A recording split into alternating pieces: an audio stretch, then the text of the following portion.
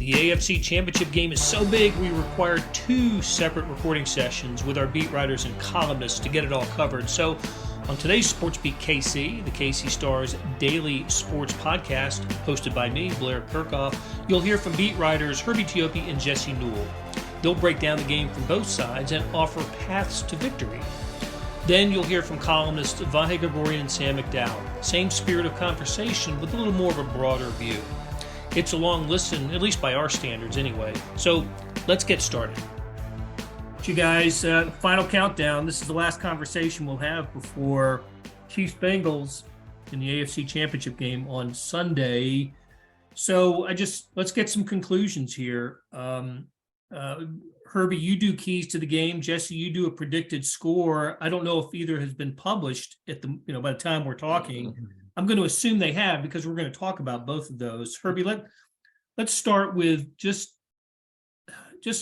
I already read it, so I know what you wrote, but I want you to explain what 2 or 3 of the top keys to this game are.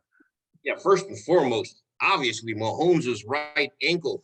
He practiced fully on Wednesday and Thursday, much to the surprise of us. We're talking about a high ankle sprain, and 3 days later, he's on the field doing everything. But his right ankle is going to be watched closely, not just by us or the Chiefs, but also the Bengals.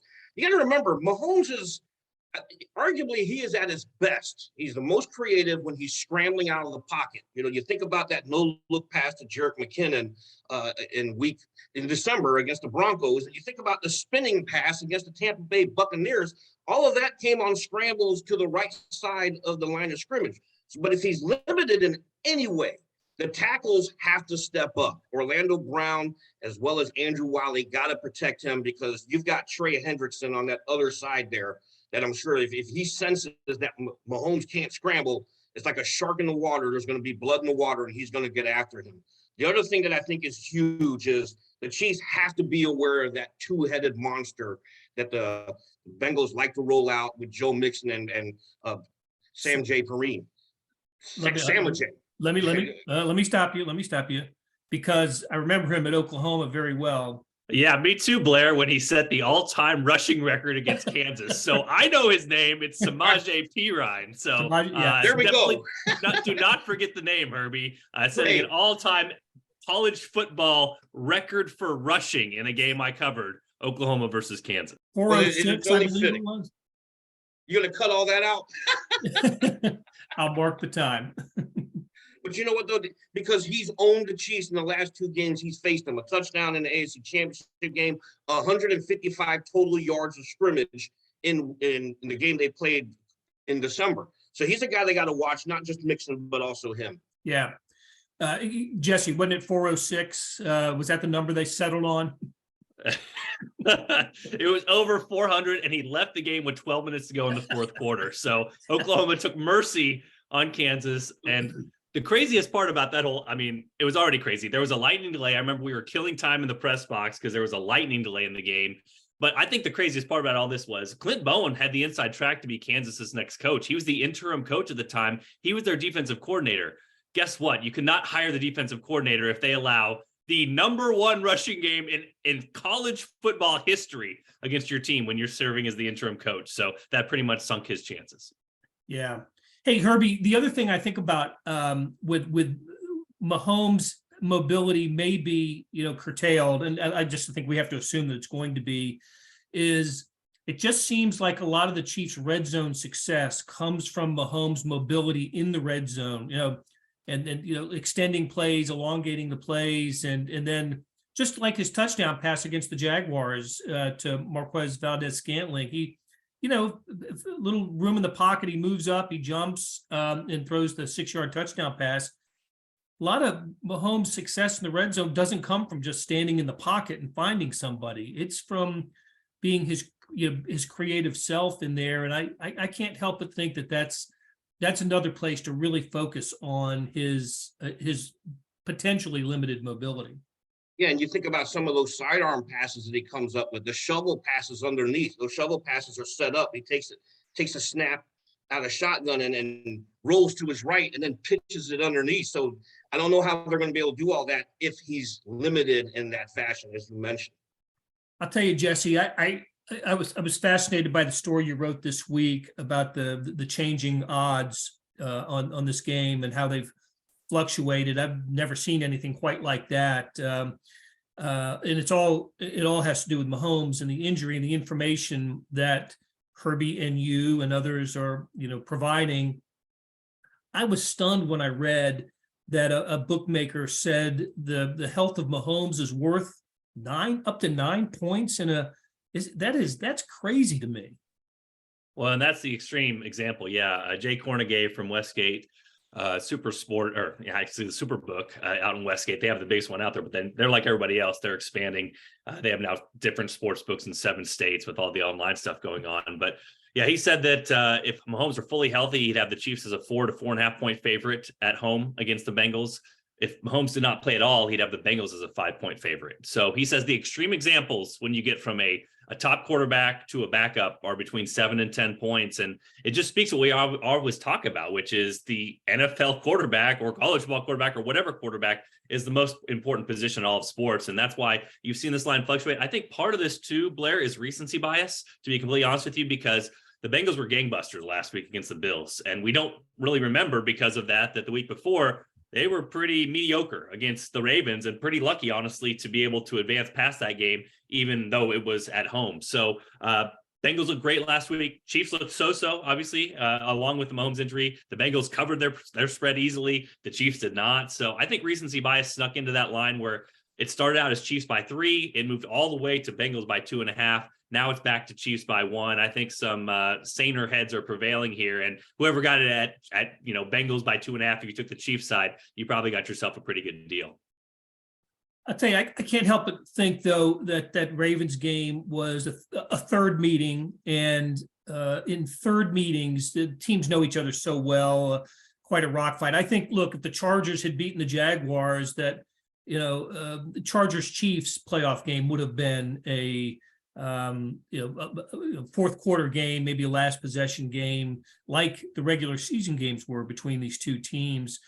I can't get out of my head just how impressive the Bengals were at Buffalo last week, and the 2 seed, right? And Cincinnati goes up there and wins every possession, every phase of the game, and that's probably more than or as much as the Mahomes injury is influencing my thinking about this game. That Cincinnati's on a roll. They're just playing great football right now.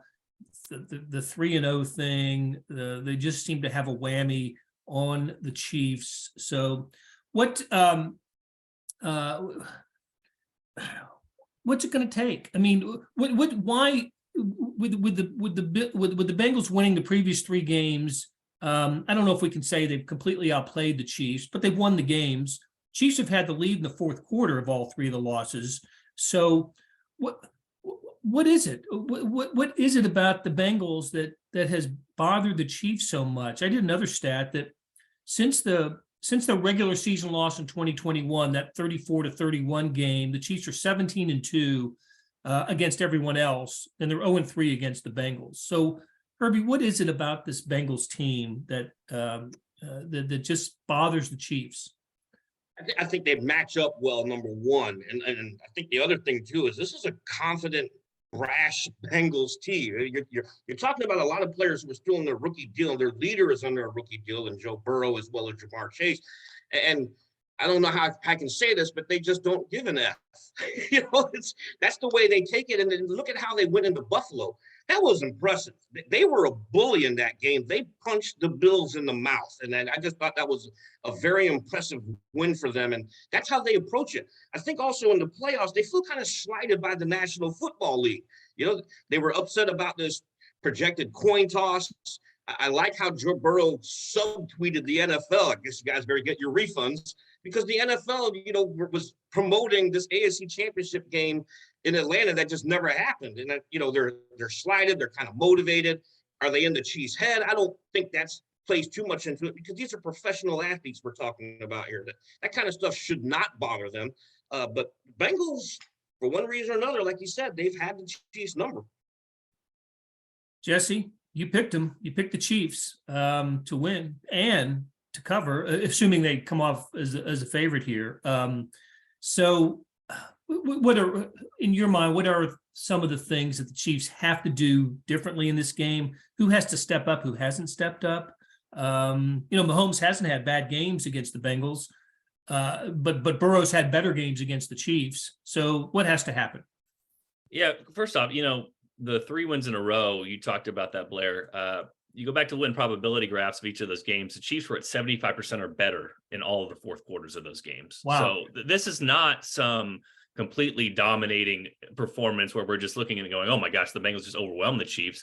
It has been big plays in the fourth quarter that Joe Burrow has made and the Chiefs have not. Look at Travis Kelce's fumble. We look at some of the struggles Mahomes had in the AFC Championship game, which I think we all would consider his worst half of his professional career, where he just kind of lost his mind a little bit last year. So, Bengals had that crazy comeback in Cincinnati last year when they did this sort of thing. So I don't see as much as a hex. We were talking about this. You're talking about the rational numbers guy here. And, we know if you flip a coin, 50-50, it's going to be heads or tails. If you flipped a coin 3 times and it came up heads 3 times, you wouldn't say that the coin was broken or that, it's craziness. You would say, hey, sometimes it comes up heads 3 times. So I would more put it towards that. I do agree with Herbie's point about the confidence in this thing because the Bengals do.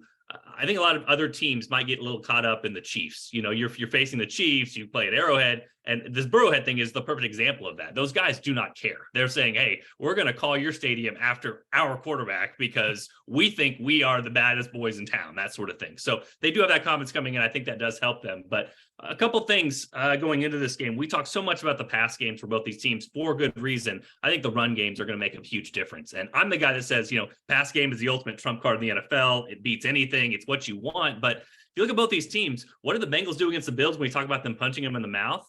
The biggest thing then is they ran the football. They ran it down their throats. And so Herbie had a great point about Mixon and Pirine earlier about, those being a big matchup for the Chiefs. They did not stop the run very well against the Bengals.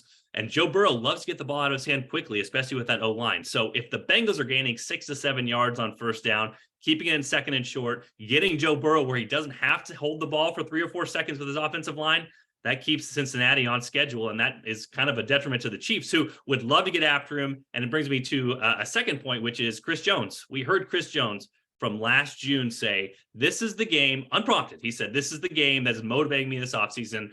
I missed Joe Burrow on a couple of sacks. This is why I'm coming back this year being motivated. He's a top 3 defensive player in the NFL. He was motivated. He has no postseason sacks in 13 games. This is the game he needs to step up. This is the game he basically promised he would step up. He's getting Chiefs-Bengals again in the AFC Championship game, whatever it is, 7 months after those words. One other note, I mentioned the run game for the Chiefs. You want to talk about them taking pressure off of Mahomes, however good he is. Isaiah Pacheco gives a different dimension to this run game. He runs angry. And we saw how he, with Chad Henne on the field, had one of his biggest runs last week. The other thing about this Cincinnati Bengals defensive line, it's okay, but the Chiefs' interior offensive line is really good. So if they figure they can go out there and help out Mahomes or want to do things to help Mahomes, which they did last week against Jacksonville, if they're kind of motivated to do that, the run game's a big thing. Watch the tight ends, guys. The Chiefs have been really successful with their 3 tight end sets. I know Herbie loves his 13 personnel. Heck, maybe Jody Fortson will come back this week and there'll be some 14 personnel out there. But the Chiefs last year, one of the big things we talked about, the Bengals dropping 8. Hey, they're daring Mahomes to throw all these coverages. One way to counter that is the way that the Chiefs have been playing better offense this year, which is under center, power run game, run it down your throat, and Isaiah Pacheco. So I look at both these run games. I think that's really important in this game with 2 offenses that really love to throw it and have 2 really great quarterbacks. Hey, real quick to Jesse's point about Chris Jones, that's something that the Chiefs have to take advantage of this week. Joe Burrow was sacked 41 times this past season, and that's like in the top 5 of most times sacked by opponents on a single quarterback. Last year, he was sacked 55 times. They have to affect the passer. That means big gains from Chris Jones, playoff Frank Clark, George Karlaftis, Carlos Dunlap, and Mike Dana have to be a factor in this game. Well, and it's great if your defensive lineman can do it, Herbie, but we've seen lately with some of the dime personnel that Spagnuolo puts out there with the 6 defensive backs, he's bringing them from all over. And Spagnuolo has the reputation of being one of these playoff type guys who can scheme things up in a certain way and get free rushers. You go back and watch Jalen Watson's interception last week. They schemed up 2 free rushers on that one up the middle, and that led to Jalen Watson his one-handed interception. So Steve Spagnuolo can get into his bag potentially against the Cincinnati's offensive line that's kind of scattered right now. They've got some injuries, those sorts of things. You got to get into 3rd and long first, though. I mean, it doesn't work on 3rd and 1. You can't do those sorts of things. So can Chiefs get the Bengals to 3rd and long? If that's the case, then I definitely like their chances. That Watson interception came with a broken hand, as Jesse found out this week by working the locker room at Arrowhead Stadium. So a final key to this game. This will be the first Chiefs-Bengals game that I've covered in person. So 0-3 when I'm not there. We'll see what happens on Sunday night. So great stuff. Herbie Teope and Jesse Newell. We'll see you guys on Sunday. Hey, this is Blair. There are several ways to access the Star Sports section. Let me tell you about a couple of them. There is Sports Pass. For $12.99 a month, you get unlimited digital access to all of the Star Sports content, including beat writing, columns, features, pretty much everything we write. The deal renews monthly until you tell us to cancel. For $159.99 a year, you get everything the Star has to offer digitally, including sports and the e-edition. Go to kansascity.com and drop down to the bottom of the page where it says Start a Subscription for more information. Your support has never been more important. As always, thanks for reading and listening.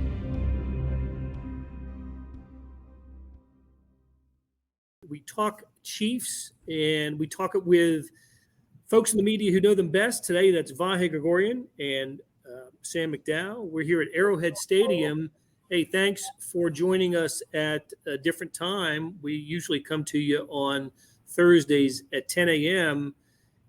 We decided to push it back until a little after 1 o'clock today because of interviews here at Arrowhead Stadium as the Chiefs prepare for the AFC Championship Game on Sunday against the Cincinnati Bengals. Earlier, just an hour or so, we heard from Andy Reid and Patrick Mahomes, the coordinators, Dave Tobe, Steve Spagnuolo, and Eric Bieniemy, plus Jerick McKinnon and L'Jarius Sneed. We'll talk about what we heard, and we'll talk about it with you. Send us questions and comments and talk AFC Championship Game with us. Okay, guys, second day in a row, we heard from Patrick Mahomes and Andy Reid. I think maybe the best way to characterize it is after the first day, we all felt there would not be any doubt that Patrick Mahomes was going to play in the game. And so he goes through a practice on Wednesday after we spoke for a podcast yesterday, and he goes through a practice. And so we get that update today, right? Patrick Mahomes goes through a workout on Wednesday, and once again, it's not an unequivocal, everything's fine. It's 100%. You're not going to hear that from Patrick Mahomes, but I think as I wrote, the bounce back continues, and he kind of took another bounce forward again today. Sam, is that a fair characterization? Just he says he's improving every day, and we're just going to have to wait and see on Sunday.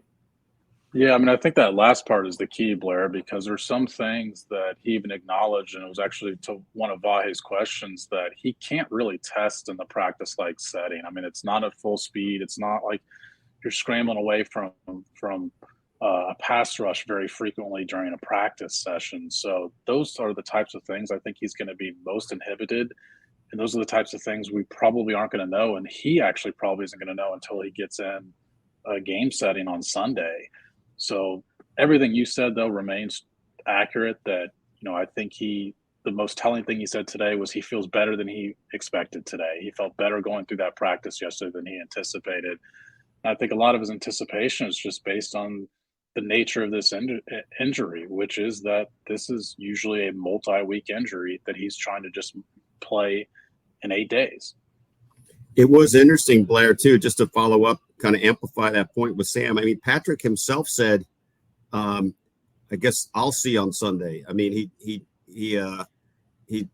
certainly doesn't seem to be giving any ground on whether he's going to be ready and things of that nature. But I think he also is being realistic that you can't really know the parameters of this until it's tested in that setting. So it's funny kind of thinking about this as we go now, because I see some people saying, well, Mahomes will be just fine. Well, he's really not going to be, depending on the context of how you think of that. I don't think anybody should be suggesting that, he'll be unbothered, right? I mean, he could be okay and he could make it work just fine, but he's not going to be playing at full capacity, and whatever he does will be despite this, not to be forgotten, I guess is sort of what I'd like to make the point of saying. Yeah, it happened late in the second quarter of the Jaguars divisional round game, and of course he finishes the drive in which it happens, right? Because that ended in the field goal, the Butker 50-yard field goal. Then he misses the next drive, which is the 98-yard touchdown drive led by Chad Henne, and then the Chiefs get it back for one final snap, a kneel down before halftime, and that was Henne as well. Mahomes comes out and plays the entire second half against the Jaguars, and plays effectively, but in a limited way, right? I mean, Mahomes likes to work outside the pocket. I don't remember a play in which he went outside the pocket against the Jaguars. He did have a scramble. He did, run for a first down on a third, and I can't remember the distance. Wasn't far, but he got first down on it. And but it's like we didn't see him get to test his mobility, and that is the concern for Sunday, right? It's Mahomes' mobility and all the damage he can do with that. And when you think about the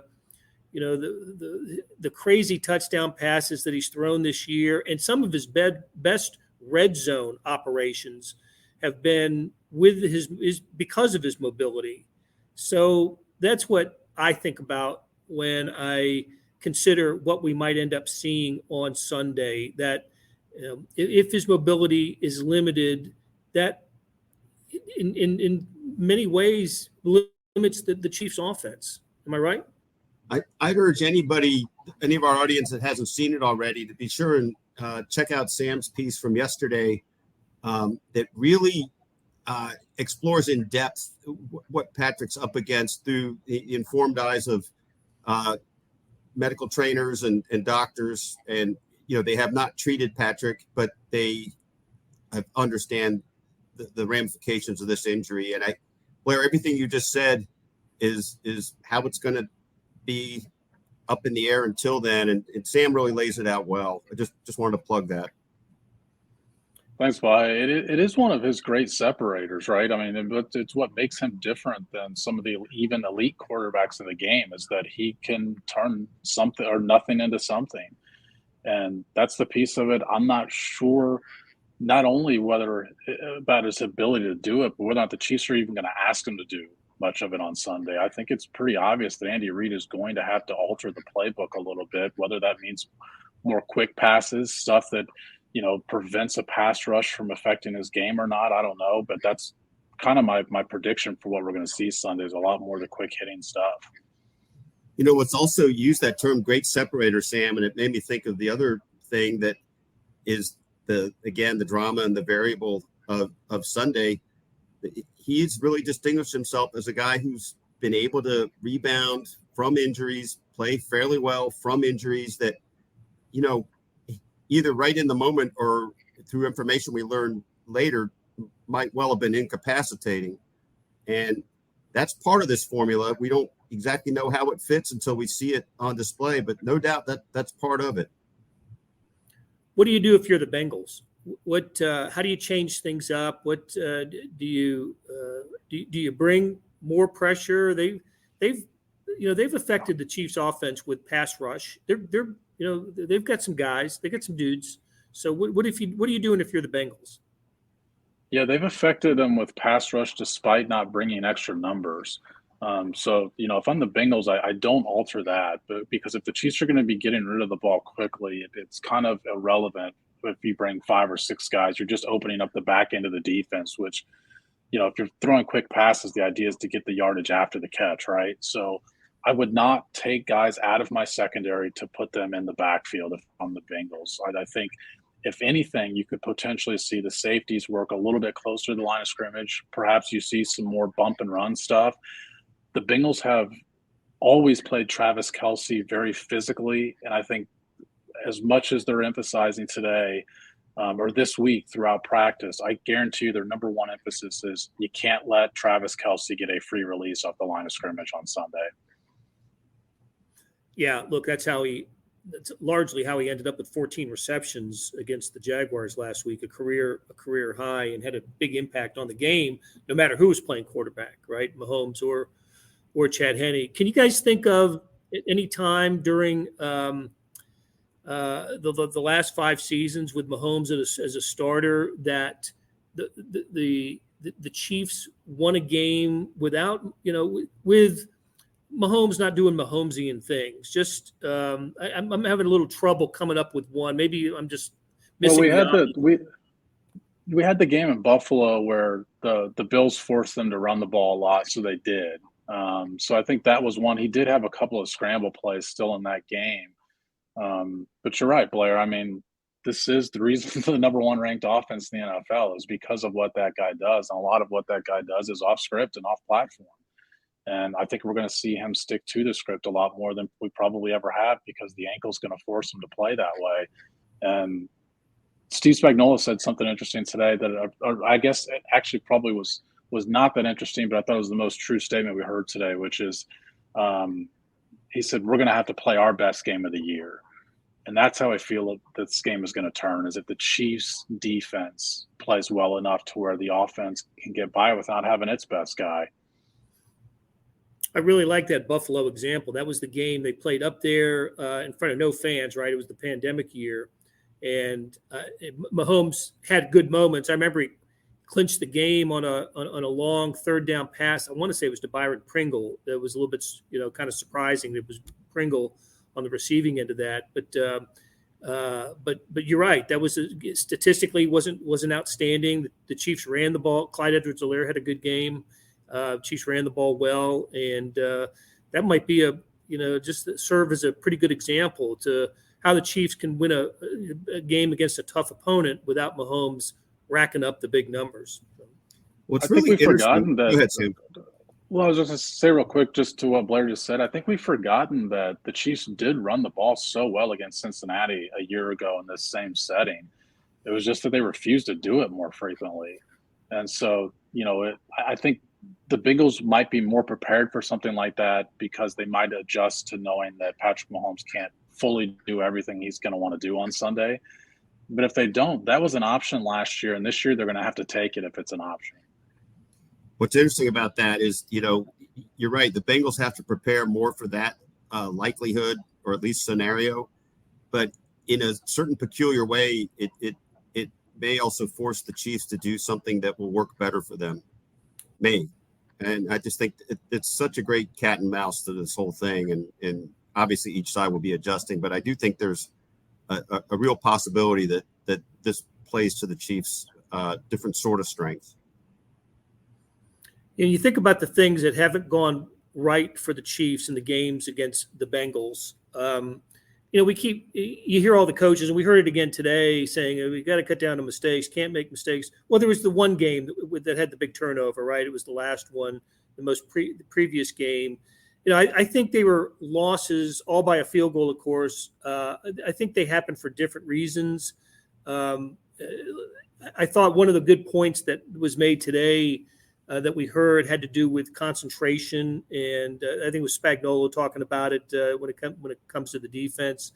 I think that applies to everybody on this Chiefs team. There's no against this Bengals team, and in the situation the Chiefs are in with Mahomes possibly limited, that you can't give anything away. The Bengals are too good, as we saw last week in the win over Buffalo in Buffalo. And as they've done to the Chiefs 3 times in the past 2 seasons, you can't give them an inch. They will take full advantage of it, and they're that good, and proven it time again. I'm wondering if there's anything that you guys heard today or in the last 2 days that stuck with you from either a coach or a player when it just comes to, if nothing else, a key to victory. Well, I think it's been purposely dry at the podium these past couple of days. it's not lost on these guys that the Bengals have taken the opposite approach this week, and it's been very evident that, likely from Andy Reid, but whomever it's come from, the message has been, we're not giving those guys the same thing they're giving us this week. So I really haven't heard anything of that nature. But Blair, I'd add on to your last point that as far as not giving an inch, that stuff has to apply to the coaching staff as well. Because if you look back at these last 3 losses, particularly the last 2, the coaching played a role in those 2 losses. Mm-hmm. Now, the way it played a loss in Cincinnati was not leaving Patrick Mahomes on the field. And that might not be the same calculus because of his injury he's going through. But play calling was, I thought Andy Reid had perhaps his worst game as a Chiefs play caller, that AFC Championship game here last year. So I think there's a lot of players that, whether they want to admit it or not, are really excited that this is the opponent they're getting in this game. But I think the coaches should be too.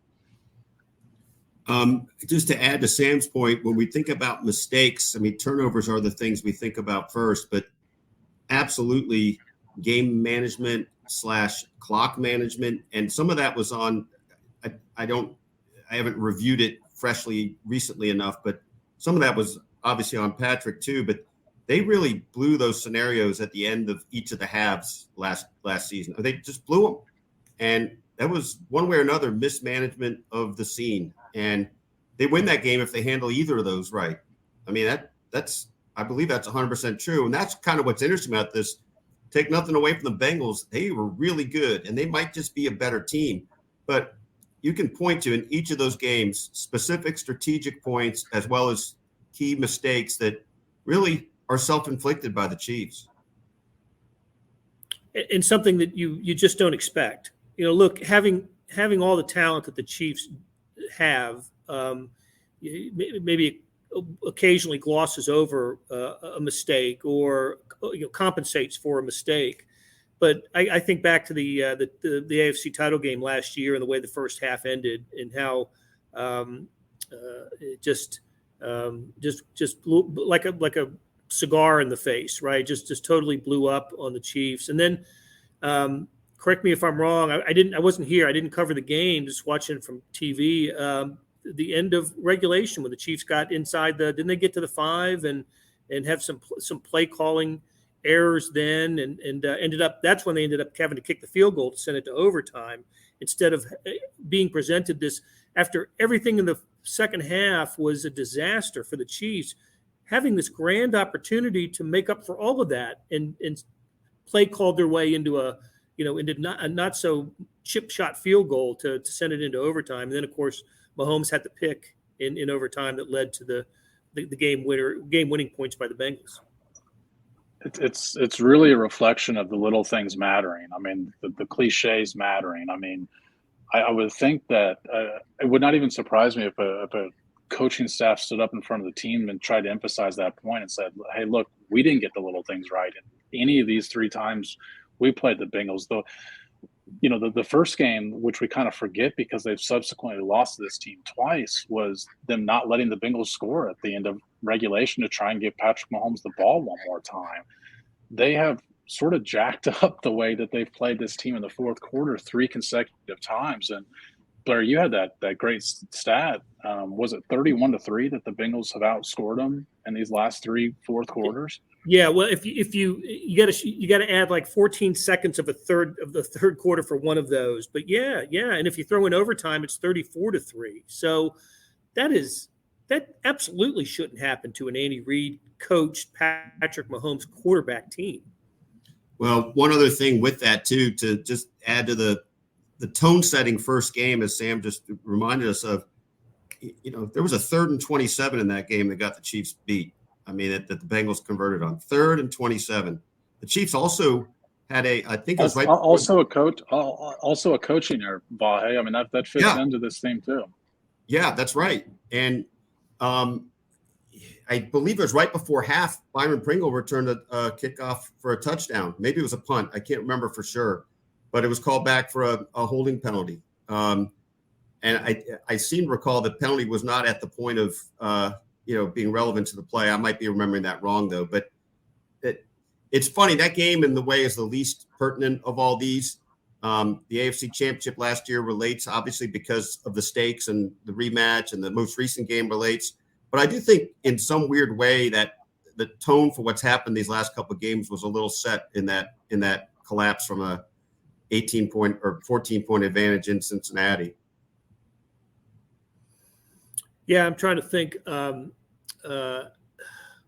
Something I was going to say something else happened in that since the game, the last year's regular season game in Cincinnati that was just mind-boggling. I can't come up with it. I'll tell you. One thing's that something that I think about with this game are the potential for defensive pass interference. Listen, yeah, they're not rookies anymore.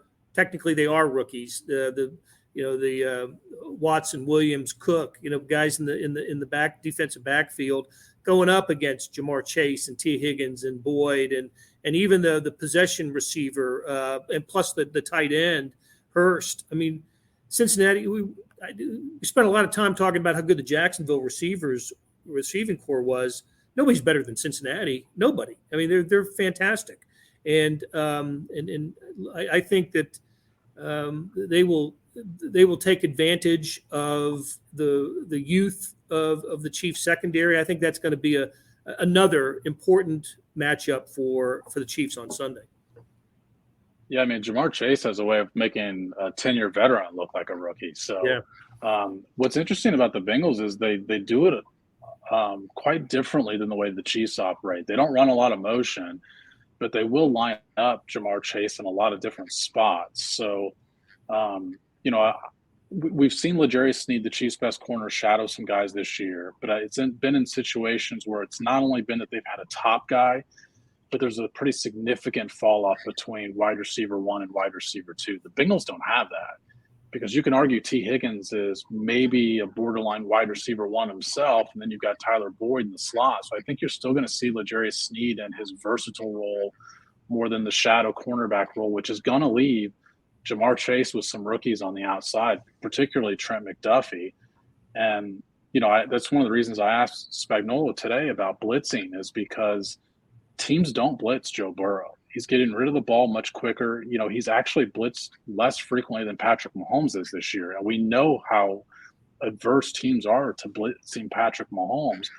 Joe Burrow sees extra numbers even less. So Steve Spagnuolo is going to have a real decision to make because we know he likes to blitz. We know he likes to be creative with those blitzes. A lot of them are with defensive backs, and I just don't think this is a wide receiver group that you can afford to take away a defensive back just to try and add pressure, which means the game's going to have to come down to Chris Jones has to put pressure. The Bengals like to double team Chris Jones. If that's the case on every snap, then guys like Karlaftis and Frank Clark are going to have to win one-on-one. And just to reiterate that point and remind our audience of the way the Chiefs have improved at the pass rush this year, going from 29th in the NFL last year to 2nd this year, from 55 to 31 in the regular season, but still only getting 1 when they played the Bengals before, just the same as last year. That I don't think that'll cut it, no matter how much you can be effective in the pass rush without actually getting the sack. They need to take them down a few times.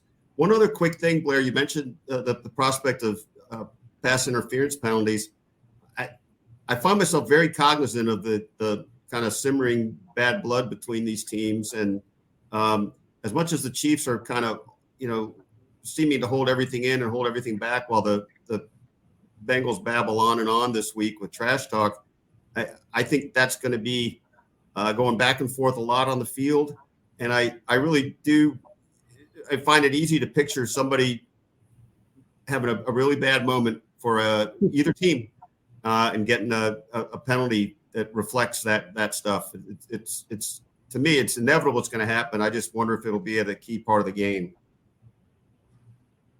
Paul says tons of pass interference or illegal contact penalties, and it was the same ref, Ron Torbert. So, yes, there is, L'Jarius Sneed today came to the podium and had a chance to talk about the Bengals, nothing but compliments, and it's kind of what we've heard all week from Chiefs players about the Bengals. So, John says it all comes down to the offense and defensive lines. Joe Thuney didn't play last game, and that made it hard for OBJ. So, yeah, look, I think for the Chiefs, the offensive line is critical. They got to run. They got to bleed clock. They got to keep Burrow off the field. They got to keep Mahomes protected.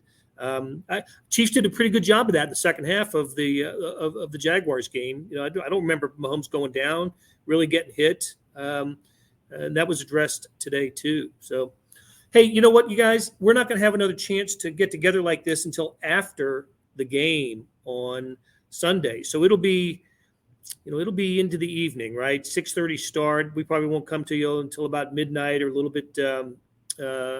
Maybe around midnight because of if the Chiefs win, trophy ceremony on the field, that sort of thing. So let me ask you, you don't have to pick a winner, but how do you think this thing unfolds? It's been a crazy line, as our colleague Jesse Newell has written about.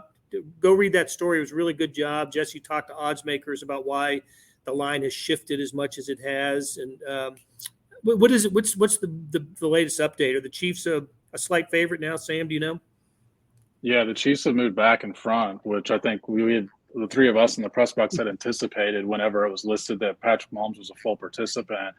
I mean, listen, the Chiefs, I think, would be, in the 5 to 6 point range today if Patrick Mahomes was healthy. And I kind of had envisioned this game where the Chiefs won pretty handedly against the Bengals. And I know the Bengals looked great last week, but the Patrick Mahomes injury obviously changes that. I mean, it changes the line, but it has to change your thinking on the way the game's going to go as well.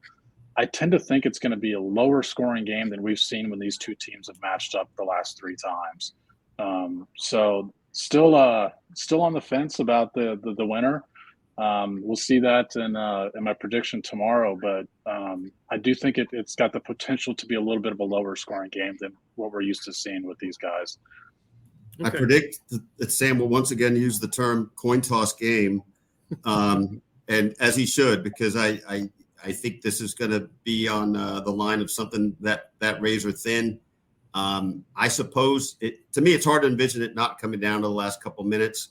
I think it'll be more like the exact sort of set of scores we've had, a little higher scoring than Sam thinks, probably again in that 27-24 range with one team about to score at the end. And do they get it? Stay tuned. I'm Bengals. I was so impressed with their performance last week in Buffalo. And look, playing in the snow, you would think would be a big Bills advantage. I thought it would actually help the Bengals last week, playing on footing that was uncertain. But I just can't get it out of my head that how good the Bengals are. We always talk about motivation. I do think the Chiefs have some motivational advantages here. Lost 3 in a row to this team. They knocked them out of the playoffs last year, denied the trip to the Super Bowl. John likes the Chiefs by 2 scores. Okay, Chiefs fans would take that. But the Bengals also have motivation. They lost a heartbreaker in the Super Bowl. I think this season has been geared toward avenging that outcome. And my other prediction is no matter who wins on Sunday in Kansas City, that team will win the Super Bowl. I think these are the 2 best teams left in the NFL. So, all right. Hey, Vahe and Sam, we will talk to you guys on Sunday. That'll do it for today and this week on SportsBeat KC. Thanks to George Howard, who, in addition to shooting all the video that you see on the Star's website from the Chiefs this week, he produced the live stream on Thursday and today's podcast. Tip of the cap to the best coverage crew when it comes to the Chiefs, columnists Sam McDowell and Vahe Gregorian, and beat writers Jesse Newell and Herbie Teope. Hey, I start my days by reading the morning sports edition on the Star's website. Today it was 43 pages of Chiefs, NFL playoffs, NBA, NHL, college basketball, the Australian Open, everything that happened in sports. We got you covered. Go to liveedition.kansascity.com.